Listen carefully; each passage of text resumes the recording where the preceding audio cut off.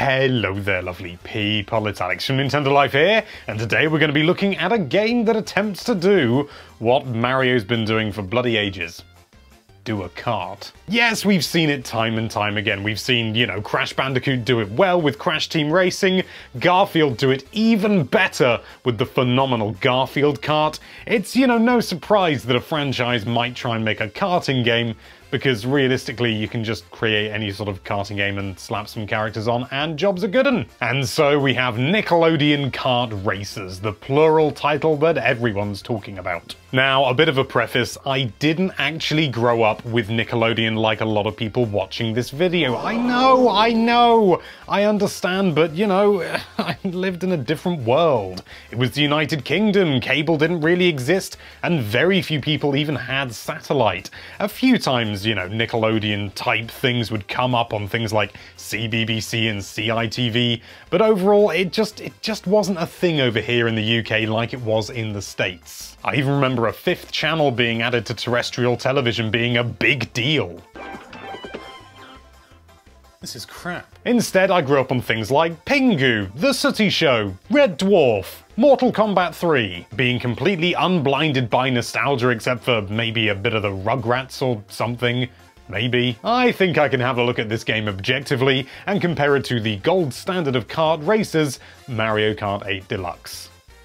It's not as good as Mario Kart 8 Deluxe. First of all, it's all about the Nickelodeon brand, so let's have a look at the karters that you can play as. You can choose from all the characters you see on here, including SpongeBob, Tommy, Arnold, and the Palette Swap Brothers. I don't know that much about Nickelodeon, but I mean, is it just me or is that a bit of a paltry selection? Didn't they have loads of other stuff as well? I get it confused a lot with Cartoon Network, but Nickelodeon had, loads of franchises. I mean, come on, where's Aang? Where's Korra? Where's Old Man Zuko? Where's Normal Zuko? Where's Babu? Seriously though, isn't there so much that they can pull from? And I mean, Hey Arnold, hasn't that not really been relevant for a long time? SpongeBob, I get, absolutely. SpongeBob is still going. Apparently it's not as good as it used to be. Not that I'd really know, because I've never really seen it, which is probably basically internet suicide. But wasn't there like Cat Dog? Wasn't that Nickelodeon? And Fairly Odd Parents was Nickelodeon, I think? Or was that Cartoon Network? He had the Wild Thornberrys as well, I remember that one. I hate the art style of that. It's really all the characters they could think to choose? And since when were Teenage Mutant Ninja Turtles Nickelodeon? Alright, enough chatting about the characters. What about the gameplay? How does that work? Well, you choose a character, which comes with its own vehicle, and indeed the vehicle parts, and you drive around. You can change the parts individually on the vehicle, but you have to pay to unlock them. Thankfully, it's only in-game currency, not real stuff. And actually playing the game, it's alright. I mean, visually it's nothing exciting. It's generally sort of fairly basic looking graphics overall, I'd say. And yet the game runs appallingly. The frame rate is uncapped, but for some reason it varies wildly, even though this is really quite a basic kind of game, Kart races, there's a lot you can do. The players are only going to be able to see so much at any one time. Why is it that sometimes when you're looking around and you're showing the course off to begin with, it's all in lovely 60 frames a second, buttery smooth, and then the moment you actually get behind your racer, it cuts down to like 25. There's also a weird thing in the menu. I went in there to try and change the controls around, and I pressed X, which just so happens to be the boost button, more on that in a minute, and even though I was in the pause menu, this happened.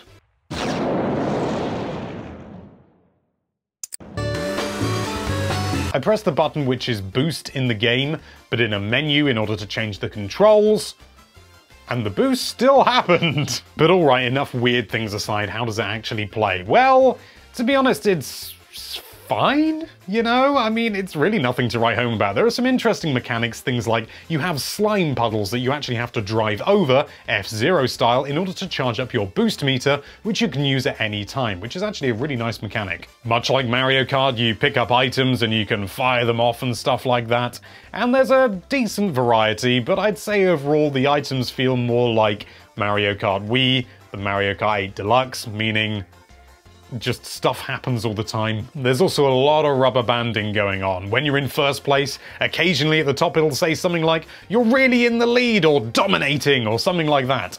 And you're not, you're just not, because the enemies are right behind you. It just, like, if you're in first place for a while, that seems to happen.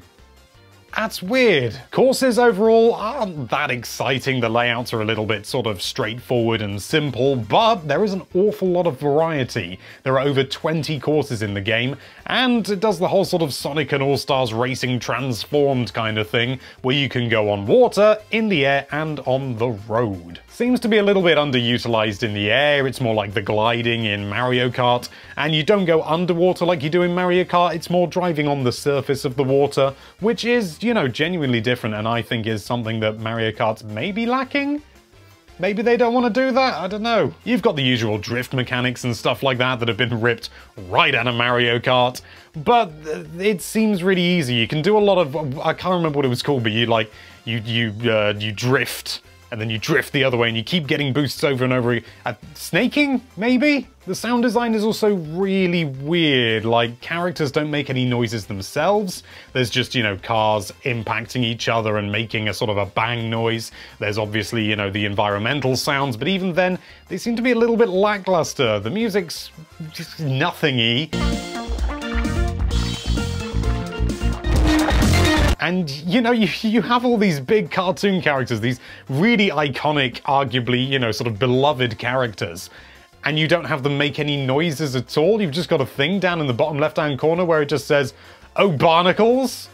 It's a missed opportunity, come on! Although I will admit, it is far better than just having the same voice clip over and over again, so at least it's bearable in that sense. But for a game that's essentially a melting pot of so many different iconic characters, there's very little character in this game. It feels really sterile, and it doesn't really feel like you're actually playing as the characters. It just feels like you're driving generic carts around in some slightly Nickelodeon-themed things. There's also some weird game stuff, like I discovered in one of the levels that there's actually a big pit that you've got to glide over, but it's actually faster to intentionally drive into a hazard, go down the pit, and you immediately respawn right at the end of the chasm, and then you just immediately use a boost, and it's so much faster than actually doing what the game intends for you to do. Honestly, it feels rushed. It feels like a rushed port of a mobile game, which should be fairly obvious from looking at the menus. And, you know, if it was thrown up on the eShop for, I don't know, you know, a tenner, you know, or $15 or whatever, you know, a bargain basement price, you know, it's got 20 tracks, it's got some characters that people recognize, I'd say, fair enough, go for it. But this is a retail release, and it's like 30 quid, like $35 or so, or $40, I don't know how much it is in the North Americas. Just seems a bit rich, you know, when there are things like Mario Kart 8 Deluxe out there, that is so well refined and such a beautifully crafted game. And you got something like this that just sort of feels like it's been thrown together slapdash. Is it the end of the world? Of course it's not. It's just a cheap licensed karting game thrown together to make a bit of cash.